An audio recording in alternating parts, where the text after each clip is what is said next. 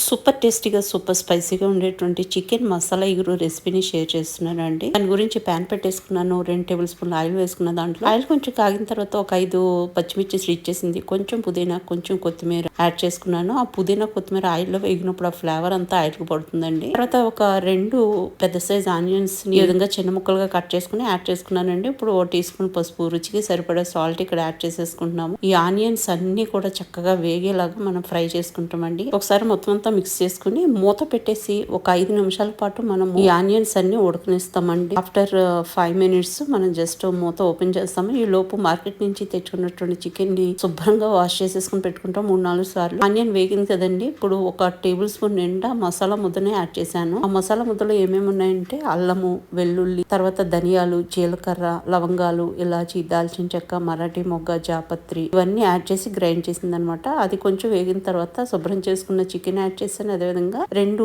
Table స్పూన్ల నిండా నేను కారం యాడ్ చేసుకున్నానండి. కారం అనేది మీరు తినేదాన్ని బట్టి యాడ్ చేసుకోండి.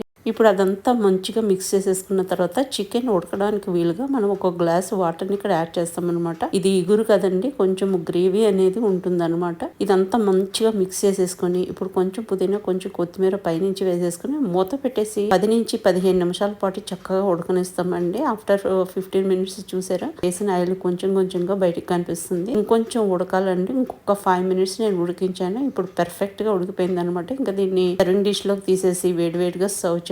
ఈ చికెన్ కూరకి కాంబినేషన్ లో నేను మసాలా పూరి చేశానండి. అదే విధంగా బగారా రైస్ చేశాను అనమాట. దాంతో పాటు స్వీట్ గా ఖీర్ చేయడం జరిగిందండి. ఫ్రెండ్స్, ఈ రెసిపీని డెఫినెట్ గా ట్రై చేసి చూడండి.